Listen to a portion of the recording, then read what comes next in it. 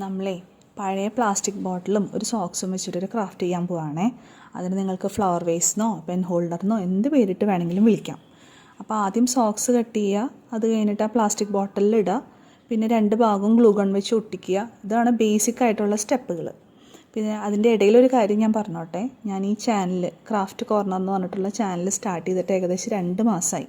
പക്ഷേ ഞാൻ ഇതുവരെയും വോയിസ് ഓവർ ചെയ്തിട്ടില്ല. വോയിസ് ഓവർ ചെയ്യാനായിട്ട് എനിക്കൊരു ചമ്മലായിരുന്നു. അപ്പം അതുകൊണ്ട് തന്നെ വോയിസ് ഓവർ ചെയ്യണം എന്ന് വിചാരിക്കുകയായാലും നമുക്കത് ചെയ്യാനായിട്ട് ഇതുവരെ പറ്റിയിട്ടുണ്ടായിരുന്നില്ല. അപ്പോൾ ഇന്ന് ഞാൻ രണ്ടും കൽപ്പിച്ച് വോയിസ് ഓവർ ചെയ്യണേ. അപ്പോൾ എൻ്റെ വോയിസ് ഓവർ എങ്ങനെയുണ്ടെന്ന് നിങ്ങൾ കമൻറ്റ് ചെയ്യാൻ മറക്കരുതേ.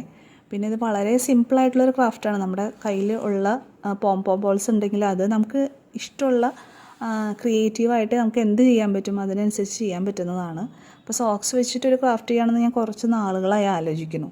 അപ്പം നമ്മുടെ കയ്യിലാണെന്ന് വെച്ചാൽ സോക്സ് ഉണ്ട് താനും. അപ്പോൾ പിന്നെ അതുപോലെ തന്നെ റിബൺ ഉണ്ടായിരുന്നു. അപ്പം അത് വെച്ചിട്ട് ചെയ്ത ക്രാഫ്റ്റാണ്. ഇതെങ്ങനെയുണ്ടെന്ന് നിങ്ങൾക്ക് ഇഷ്ടമായിട്ടുണ്ടെങ്കിൽ ഷെയർ ചെയ്യാനും ലൈക്ക് ചെയ്യാനും സബ്സ്ക്രൈബ് ചെയ്യാനും മറക്കരുത്. എൻ്റെ ചാനലിനെ സപ്പോർട്ട് ചെയ്യാം.